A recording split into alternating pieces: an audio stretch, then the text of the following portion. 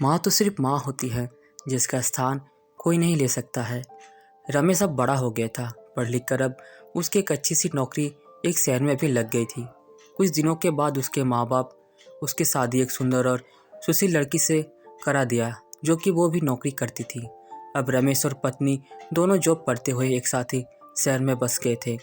कुछ दिनों के पश्चात रमेश के पिताजी भी अब इस दुनिया को छोड़कर चले गए, जिसके बाद उसकी माँ एकदम सी अकेली सी हो गई थी। कुछ दिनों के बाद रमेश अपनी माँ को अपने साथ रहने के लिए शहर ले आया, जिसके बाद शहर में आकर रमेश की माँ खुद को एकदम अकेली सी महसूस कर रही थी। इस तरह उन्हें भी अच्छा नहीं लगता था, लेकिन एक माँ अपने बेटे की हमेशा खुशी ही चाहती है। सो धीरे धीरे वो शहर में रहना भी सीख गई थी। लेकिन रमेश और उसकी पत्नी हमेशा अपनी माँ को समझाते रहते थे कि ऐसा मत करो, ये मत करो।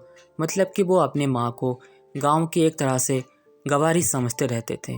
लेकिन माँ का दिल तो हमेशा से अपने बच्चों के लिए बड़ा ही होता है। सो वो सभी बातें चुपचाप सुनकर हाँ मिलाकर रह जाती थी।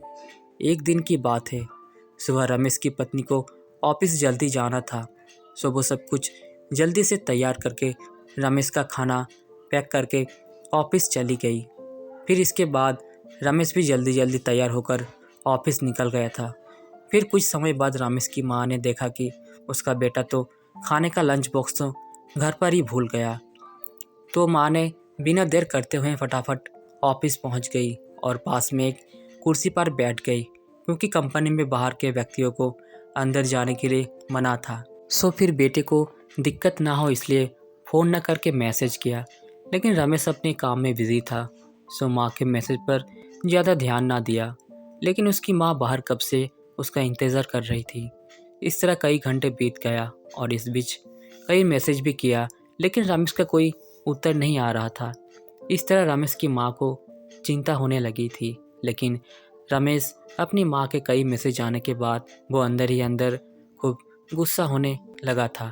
आज तो उसने तय कर लिया कि आज घर जाकर माँ को खूब अच्छी तरह से समझा देगा कि ये उसका गांव नहीं है, जो कुछ भी मनमानी करती रहेगी। और इस तरह शाम हो गया।